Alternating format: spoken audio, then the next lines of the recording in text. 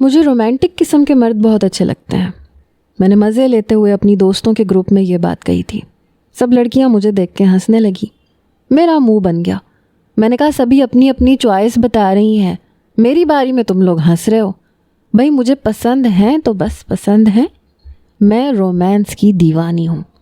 میری دوست رباب کہنے لگی اس کا نتیجہ سمجھتی ہو؟ میں نے کہا کیا نتیجہ ہو سکتا ہے؟ وہ کہنے لگی زیادہ بچے. میں ہنسنے لگی. میں نے کہا کوئی مسئلہ نہیں, وہ بھی سنبھال لوں گی. بس دعا کرو کہ میری لو میرج ہو, کوئی شہزادہ آئے تیز بارش میں, مجھے لفٹ دے, میرے حسن کو دیکھ کے مر مٹے اور پھر کہے کہ تسمیہ میں مر جاؤں گا تمہارے بغیر. میرے ڈرامائی انداز پہ سب لڑکیاں ہنسنے لگیں. کہنے لگیں تمہارا کچھ نہیں ہو سکتا. میں نے کہا نہیں میرا بہت کچھ ہو سکتا ہے, بس مجھے میرا آئیڈیل مل جائے. میں جس ہیرو کو آنکھوں میں بساتی ہوں وہ ایک دم سے میرے سامنے آ جائے. اگر ایسا کوئی شخص میری زندگی میں آ جائے تو بائی گاڈ میری لائف بن جائے گی. میری باتیں سن کے میری دوست بھی کہنے لگی تمہارا کچھ نہیں ہو سکتا. ارے کب تک کہانیوں کی دنیا میں جیتی رہو گی؟ یہ جو رومانس ناول میں ہوتے ہیں نا, اور وہاں کے ہیرو اپنی محبوبہ بیویوں سے کرتے ہیں نا, یہ سچ میں نہیں ہوتا. میں نے کہا کیوں نہیں ہوتا؟ ضرور ہوتا ہے. آخر کسی نہ کسی کے ساتھ ہوا ہے تبھی تو لکھا گیا ہے نا. میری دوست ہنسنے لگی. کہنے لگی بے وقوف لڑکی, یہ شاید لکھنے والے کی دلی خواہش تھی. وہ چاہتا تھا کہ ایسا ہو, ایسا محبت کرنے والا شوہر اس کی زندگی میں ہو, اس لیے اس نے فرضی کردار لکھ دیا ہے, ورنہ حقیقت میں ایسا نہیں ہوتا. کوئی بھی اپنی بیوی کی اتنی کیئر نہیں کرتا, نہ ہی محبت کرتا ہے.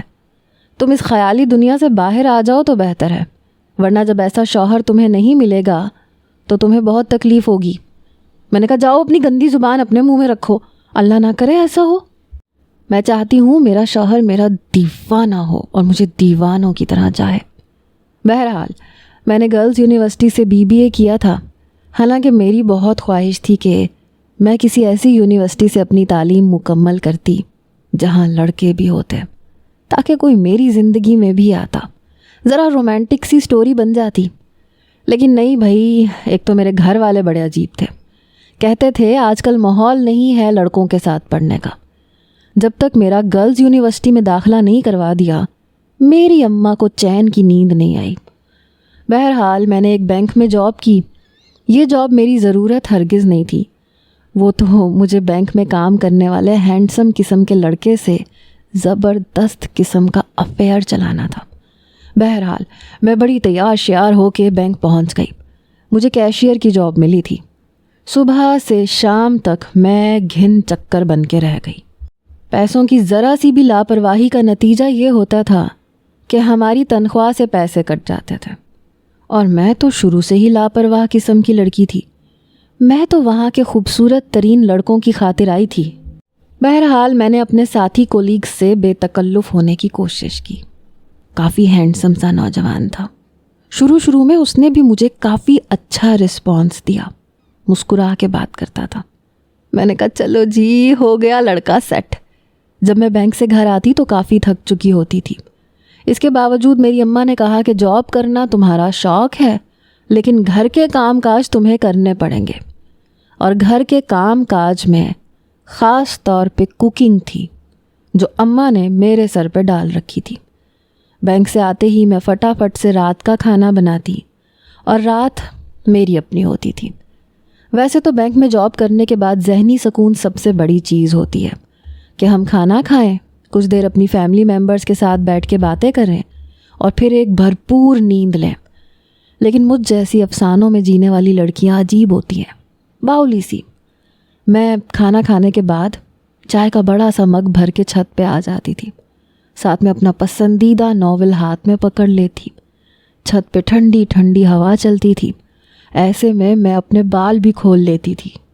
ہوا کے دوش پہ جب میرے بال اڑتے تو میں اپنے آپ کو ناول کی کسی ہیروئن سے کم نہیں سمجھتی تھی.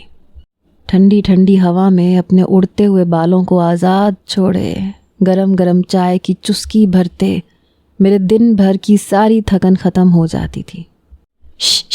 اے ہٹو ورنہ سارا دن برا گزرے گا. ابھی بھی میں اپنی آنکھیں بند کیے اپنے آئیڈیل ہیرو کے بارے میں ہی سوچ رہی تھی جب مجھے ایک مرتبہ آواز سنائی دی۔ میں نے پلٹ کے دیکھا تو برابر والے گھر کی چھت پہ ایک نوجوان کھڑا تھا۔ میں نے غور کیا تو وہ کالی بلی کو ہٹا رہا تھا۔ بڑا عجیب سا نوجوان تھا، کچھ دیسی ٹائپ کا، سر پہ تیل چپڑا ہوا تھا، بیچ کی مانگ بنائے، بھرے بھرے جسم کا مالک، اور اس پہ اس کی باریک مونچھیں۔ میں نے تو دیکھ کے ناگواری سے اپنے ماتھے پہ بل ڈالے، جھرجھری سی لی اور دوبارہ سے اپنے چائے کے کپ پہ فوکس کیا۔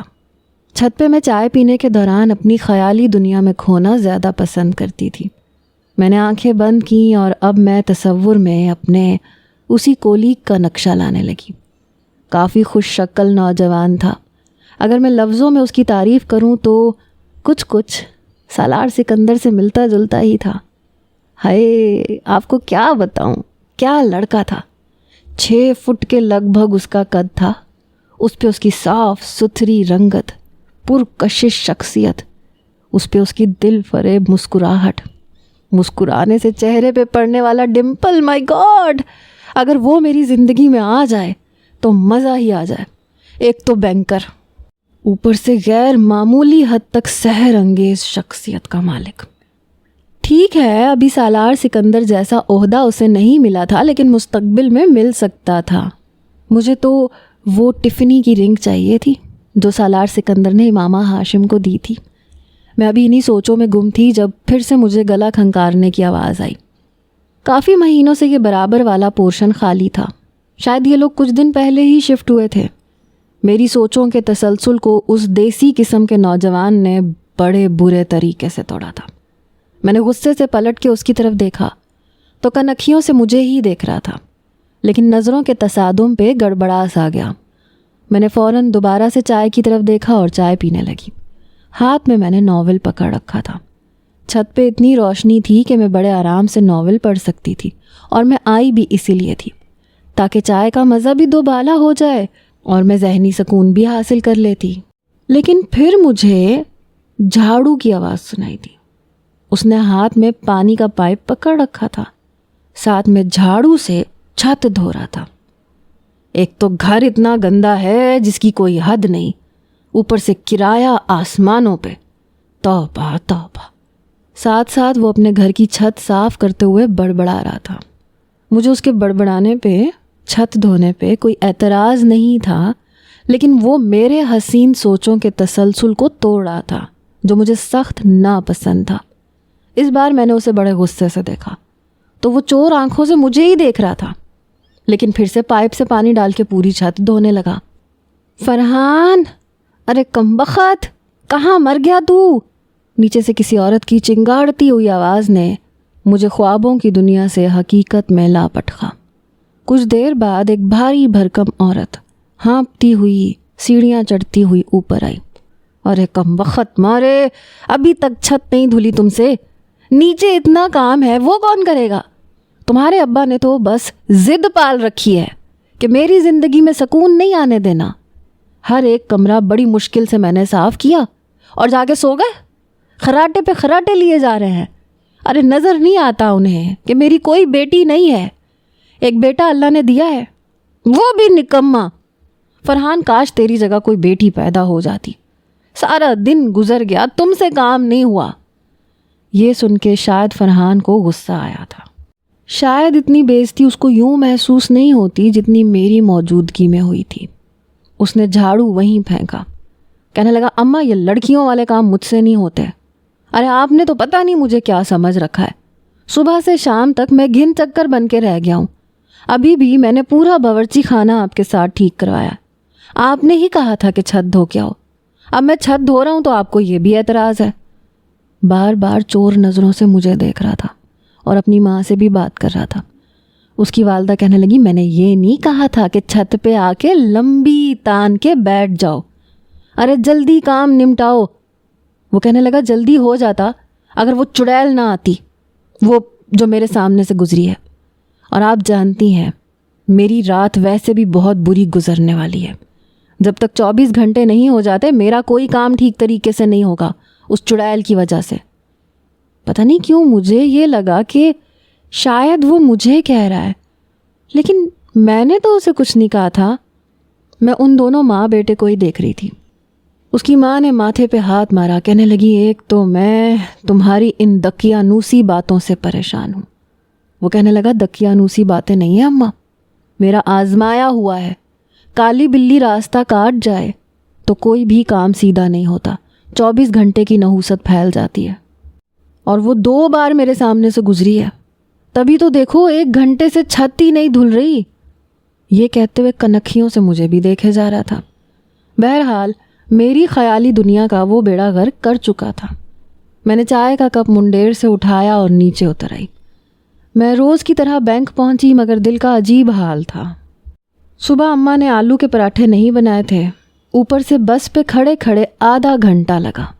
ایک تو نیند پوری نہیں ہوئی تھی، دوسرا میرا پسندیدہ لپسٹک ٹوٹ گیا۔ بس غصے، نیند اور مایوسی کا مکسچر لیے میں کیشیئر کی کھڑکی پہ آ کے بیٹھ گئی۔ ابھی 2 گھنٹے بھی نہیں گزرے تھے کہ وہی، یعنی وہ بینک والا لڑکا جس کا نام ارمان تھا، وہ سامنے والے کیبن میں بیٹھتا تھا، وہ میرے کیبن میں آیا، ہاتھ میں کچھ چیک پکڑے ہوئے تھے۔ میں نے چونک کے اسے دیکھا، دل کی دھڑکن تیز ہوئی۔ دماغ نے فوراً کہا تسمیہ ہوش رکھ، پروفیشنل بن، اتنی جلدی دل کے ہاتھوں مجبور ہونا ٹھیک نہیں ہے۔ ارمان نے مجھے مسکرا کے دیکھا، میں نے بھی شرمانے کی پوری اداکاری کی۔ وہ کہنے لگا یہ چیک کلیئر کر دیں پلیز۔ وہ مسکرا رہا تھا، وہی دھیما سا انداز جیسے کسی پرانی فلم کا ہیرو ہو۔ میں نے بھی مصنوعی سی مسکراہٹ چہرے پہ چپکا لی۔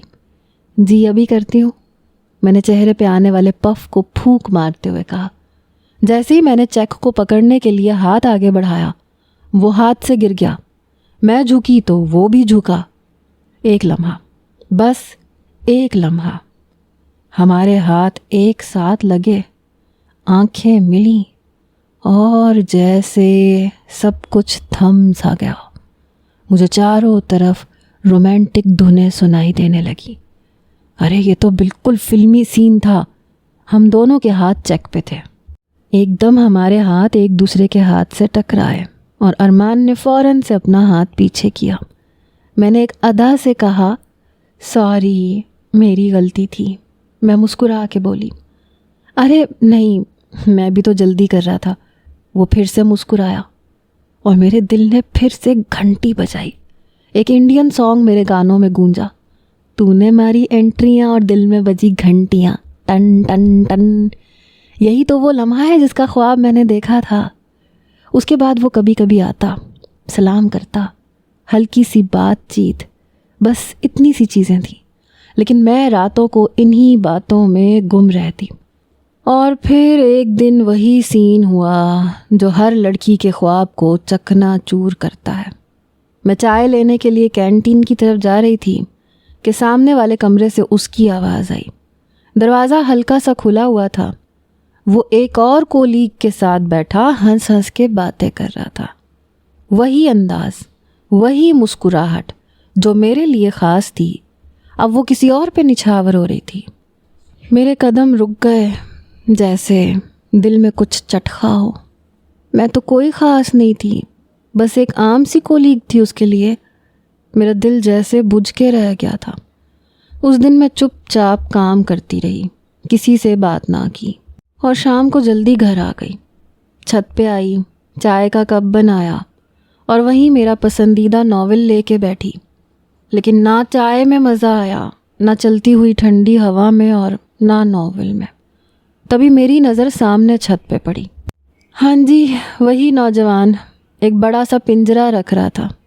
پھر اس پنجرے کے اندر اس نے بہت سارا باجرا بھرا۔ بڑا خوش نظر آ رہا تھا۔ کہنے لگا دیکھ لینا، اب یہ ویران گھر بھی بس ہی جائے گا۔ اس نے پنجرے کے سارے دروازے کھول دیے تھے۔ چھت کافی صاف ستھری ہو چکی تھی۔ جیسے ہی وہ پنجرے سے مطمئن ہو کے پلٹا تو اس کی نظر مجھ پہ پڑی۔ پھر ایک دل فریب سی مسکراہٹ اس کے چہرے پہ پھیلی۔ یوں شرما رہا تھا جیسے پتہ نہیں کیا۔ میں نے ناگواری سے اپنا رخ بدلا، چائے کے گھونٹ پینے لگی۔ وہ اپنی چھت سے چلتا ہوا ہمارے چھت کی دیوار تک آ گیا۔ کہنے لگا بات سنے ذرا. میں نے جان بوجھ کے اسے نظر انداز کیا. خواہ مخواہ فری ہونے کی کوشش کر رہا تھا. کہنے لگا محترمہ آپ سے کہہ رہا ہوں. اے ہیلو چائے والی لڑکی. اس کا جاہلانہ انداز سن کے میں تب کے رہ گئی تھی. میں نے بڑے غصے سے اسے دیکھا. میں نے کہا آپ مجھ سے کہہ رہے ہیں؟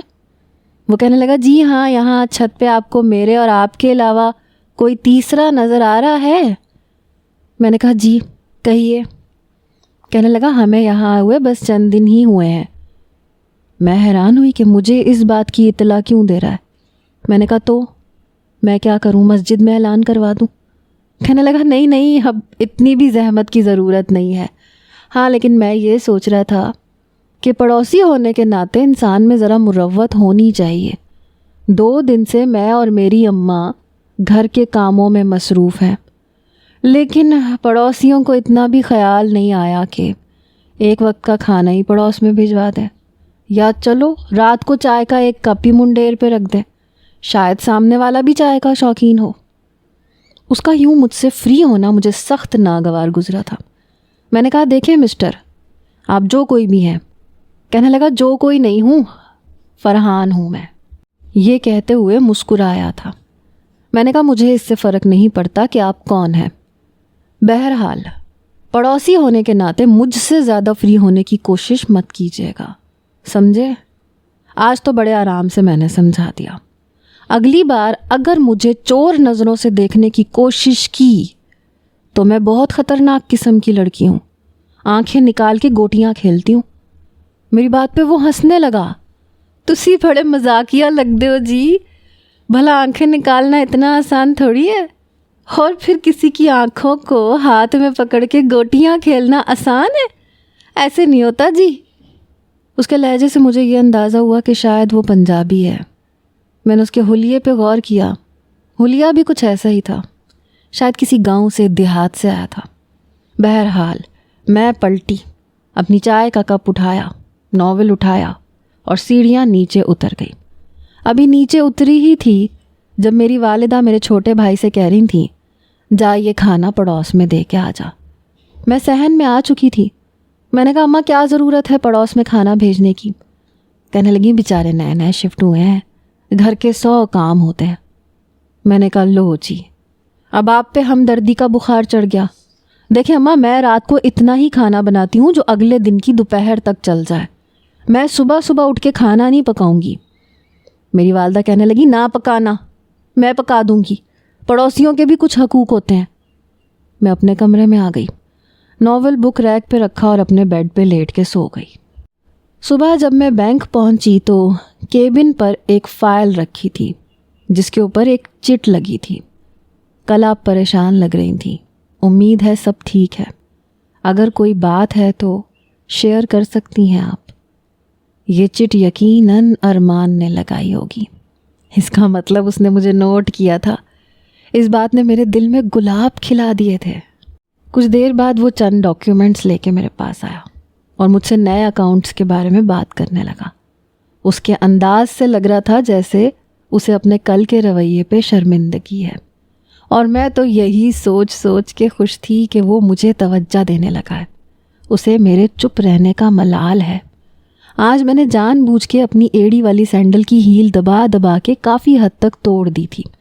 جیسے ہی بینک بند ہوا, ہم سب لوگ واپس باہر جانے لگے تو میری ہیل بالکل ٹوٹ چکی تھی. اس وقت ارمان وہیں موجود تھا.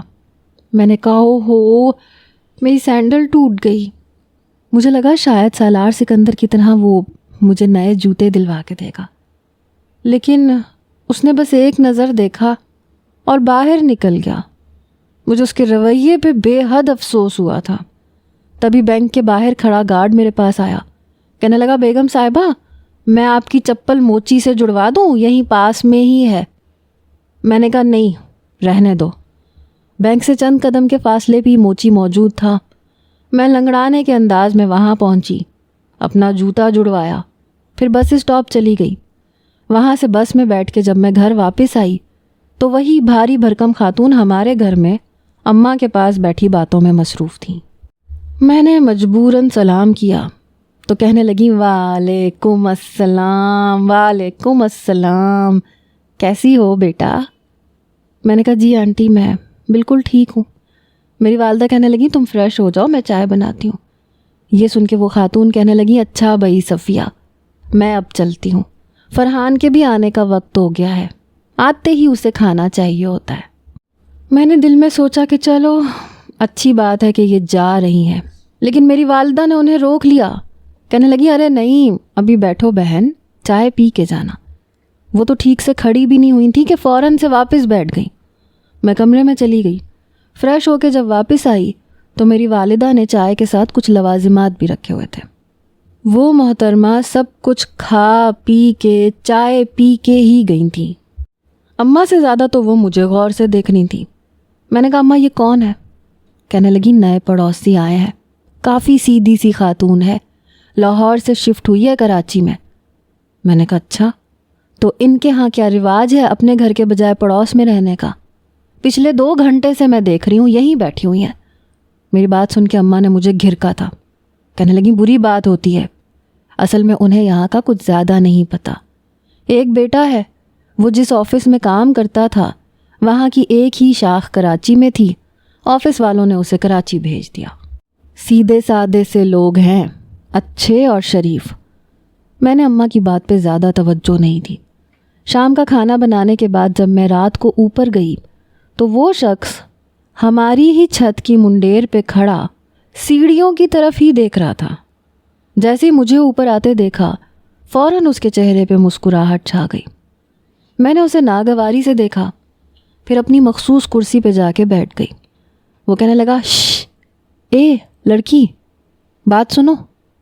میں نے ابھی ناول کھولا ہی تھا اور میں نے پکا ارادہ کیا تھا کہ آج میں ادھر ادھر توجہ دوں گی ہی نہیں، لیکن وہ پتہ نہیں کیا چیز تھا۔ میں نے اس کی طرف دیکھا، کہنے لگا ادھر آؤ میری بات سنو۔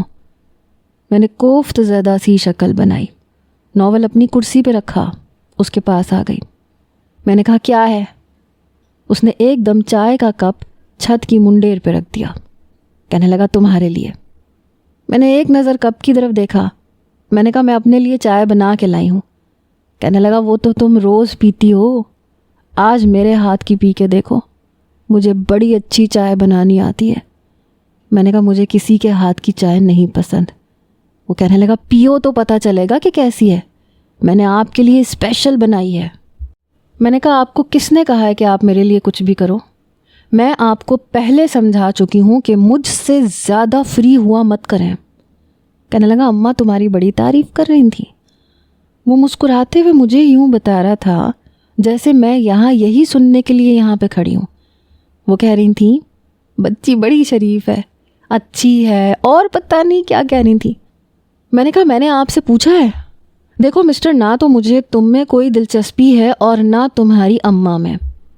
کہنے لگا لیکن اماں کے بیٹے کو تو تم اچھی لگتی ہو۔ یہ سن کے مجھے بڑا غصہ آیا۔ میں نے کہا تم اپنے آپ کو سمجھتے کیا ہو؟ کہنے لگا میں اپنے آپ کو فرحان سمجھتا ہوں۔ میں نے کہا خود کو کبھی آئینے میں دیکھا ہے؟ پہلے جا کے خود کو آئینے میں دیکھو۔ وہ کہنے لگا روز دیکھتا ہوں، کیا برائی ہے مجھ میں؟ ماتھے پہ بل ڈال کے اس نے مجھے دیکھا جیسے وہ پتہ نہیں کہاں کا ہیرو ہو۔ میں نے کہا ذرا غور سے دیکھنا، خاص طور پہ اپنے یہ تیل سے بھیگے ہوئے بال اور یہ بھاری بھرکم وجود۔ اس نے پہلے اپنے بالوں پہ ہاتھ رکھا، پھر اپنے پیٹ پہ، پھر اپنا ذرا سا باہر نکلا ہوا پیٹ اندر کیا۔ کہنے لگا اتنا بھی برا نہیں ہوں، ویسے بھی ہم پنجاب کے لڑکے ایسے ہی اچھے لگتے ہیں، پتہ تو چلے کھاتے پیتے خاندان سے ہیں۔ میں نے کہا تم اپنے لیے نا کسی کھاتے پیتے خاندان کی ڈھونڈو تو زیادہ بہتر ہوگا، نہ شکل نہ عقل نہ ہائٹ، خود کو پتہ نہیں کہاں کا سالار سکندر سمجھتا ہے۔ کہنے لگا سالار سکندر، یہ کون ہے؟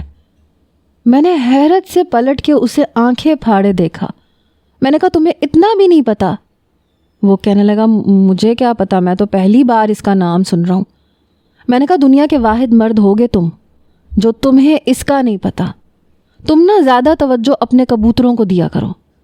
وہ کہنے لگا وہ تو میں صبح صبح دیتا ہوں، رات کو تو میں بس تمہارے لیے آتا ہوں۔ یہ کہتے ہوئے وہ مسکرا رہا تھا۔ میں نے کہا آج کے بعد مت آنا، کیونکہ میں آؤں گی ہی نہیں. عجیب گلے پڑ رہا ہے، نہ صورت میں، نہ شکل میں، نہ عقل میں. یہ کہہ کے میں اپنا ناول اور چائے کا کپ اٹھا کے نیچے آ گئی. میں نے اوپر جانا ہی چھوڑ دیا. میں وقت گزرنے کے ساتھ ساتھ ارمان کو بہت پسند کرنے لگی. اس کا ذرا سا مسکرا کے مجھے دیکھ لینا مجھے پاگل کر دیتا تھا. آئے دن جب بھی میں اپنے کیشیئر اکاؤنٹ پہ بیٹھتی تو مجھے ایک چٹ ملتی جس پہ لکھا ہوتا آج بلیک سوٹ میں بہت اچھی لگ رہی ہو. جب میں وہ پڑھ کے سامنے ارمان کو دیکھتی تو وہ مسکرا رہا ہوتا. مجھے اس کی محبت کرنے کا یہ انداز بہت اچھا لگتا تھا. کبھی لکھا ہوتا تھا کہ تم مجھے بہت اچھی لگتی ہو لیکن میں تم سے اظہار کرنے سے ڈرتا ہوں، کہیں تمہیں برا نہ لگ جائے.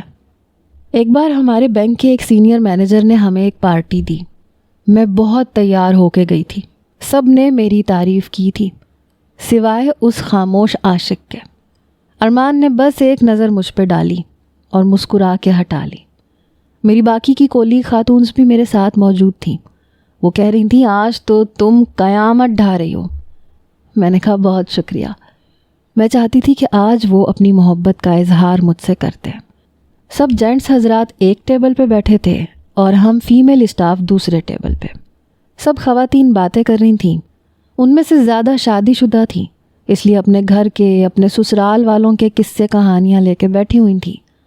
میری نظر بار بار ارمان پہ اٹھ رہی تھی جو اپنی باتوں میں مصروف تھا. میں اٹھ کے ایک طرف جا کے کھڑی ہو گئی کیونکہ مجھے اپنی فیمیل کولیگز کی باتوں میں کوئی دلچسپی نہیں تھی. کچھ دیر بعد میں نے نوٹ کیا کہ ارمان اپنی کرسی سے اٹھا اور وہ میری جانب ہی دیکھ رہا تھا. یہ دیکھ کے میرا دل زور زور سے دھڑکا. وہ قدم بڑھاتا ہوا میری جانب ہی آ رہا تھا. میں نے سوچا یہ موقع اچھا ہے، یہاں اور کوئی نہیں ہے، ماحول بھی کافی خوبصورت ہے. اب وہ میرے پاس آئے گا، میری تعریف کرے گا اور مجھ سے محبت کا اظہار بھی کرے گا. بالکل ایک فلمی سین ہو جائے گا. میں مسکرا کے وہیں کھڑی تھی. میرے دل میں گدگدانے والے احساسات نے ہلچل مچائی تھی. آج سے میری لو اسٹوری باقاعدہ طور پہ شروع ہونے والی تھی. جب وہ بڑی ترنگ میں چلتا میرے پاس آیا مجھے لگا وہ میری تعریف کرے گا، لیکن اس نے میرے برابر میں رکھے کولڈ ڈرنک کے باکس میں سے 4 کین اٹھائے اور واپس پلٹ گیا. میں تو اسے دیکھتی رہ گئی. مجھے یوں محسوس ہوا جیسے اس نے شاید مجھے دیکھا ہی نہیں ہے، لیکن ایسا کیسے ہو سکتا تھا؟ میں نے کہا ارمان ذرا بات سننا. وہ پلٹ کے پھر 2 قدم چل کے میرے پاس آیا. جی مس تسمیہ کہیے. میں نے کہا وہ آپ شاید مجھ سے کچھ کہنے آئے تھے. میں نے ڈھیٹ بن کے پوچھا. وہ کہنے لگا نہیں تو میں تو بس کولڈ ڈرنکس لینے کے لیے آیا تھا. یہ کہہ کے وہ واپس پلٹ گیا. میرا خون کھول کے رہ گیا. ایسی بھی کیا بے مروتی، انسان تعریف ہی کر دیتا ہے. بوجھل دل کے ساتھ جب میں واپس اس ٹیبل پہ بیٹھی تو خالی گلاس کے نیچے ایک ٹیشو تھا جس پہ مجھے احساس ہوا کہ کچھ لکھا ہوا ہے. جیسے ہی میں نے وہ ٹیشو پکڑ کے کھولا تو اس پہ لکھا تھا میری خاموش محبت کا تمہیں سلام، بہت پیاری لگ رہی ہو، سو سویٹ. یوں تو یہ بہت اچھا احساس تھا، لیکن میں چاہتی تھی کہ یہ بات صرف ٹیشو پیپر پہ لکھ کے یا کاغذ کی چٹ پہ لکھ کے نہ کی جائے. وہ سامنے آ کے مجھ سے کہے اسے جو بھی کہنا ہے. آج تو موقع بھی اچھا تھا، وہ کہہ سکتا تھا. شرمانا تو لڑکیوں کا کام ہوتا ہے، لڑکوں کا تھوڑی. میں رات کو 9 بجے گھر پہنچی تو میری والدہ کہنے لگی اتنی دیر؟ میں نے کہا آپ سے کہا تو تھا کہ آج بینک کی طرف سے پارٹی تھی. میری والدہ کہنے لگی میں تو کہتی ہوں چھوڑو اس جاب کو، ہمیں تمہاری نوکری کی ضرورت تھوڑی ہے، ویسے بھی تمہارا بہت اچھا رشتہ آیا ہے. میں نے پلٹ کے دیکھا. میں نے کہا کس کا رشتہ آیا ہے؟ میری والدہ یوں خوش تھیں جیسے پتہ نہیں کسی پرائم منسٹر کے بیٹے کا رشتہ میرے لیے آ گیا ہو. میں نے کہا کس کا رشتہ آ گیا؟ میری والدہ مسکرانے لگیں، کہنے لگیں وہ برابر والی رقیہ ہے نا، اس نے اپنے بیٹے کے لیے بات کی ہے. بڑے ہی اچھے اور شریف لوگ ہیں، اور پتہ ہے انہوں نے گھر خرید لیا ہے، اچھے خاصے کھاتے پیتے خاندان کے ہیں. مجھے تو پتہ ہی نہیں تھا یوں بیٹھے بٹھائے تمہارا رشتہ آ جائے گا، ورنہ دیکھو تو کتنی مشکل ہے آج کل بچیوں کا رشتہ کرنا. پہلے رشتے والی کو کہنا پڑتا ہے، اس کے نخرے دیکھنے پڑتے ہیں، پھر آنے والوں کے سامنے 10 طرح کے ٹیبل سجانے پڑتے ہیں، لیکن وہ ناک منہ چڑھاتے ہوئے چلے جاتے ہیں۔ کسی کو جاب والی لڑکی چاہیے، کسی کو بنا جاب والی۔ توبہ ہے بھائی، رشتے کرنا عذاب ہو گیا ہے۔ اچھا ہوا تمہارا رشتہ آ گیا۔ میں تو اپنی ماں کو غصے سے گھورتی رہ گئی۔ میں نے کہا بڑے کسی شہزادے گلفام کا رشتہ آیا جو آپ یوں مطمئن ہیں۔ وہ کہنے لگی لو بھلا کیا برائی ہے فرحان میں؟ میں نے کہا اماں اچھائی کیا ہے اس میں؟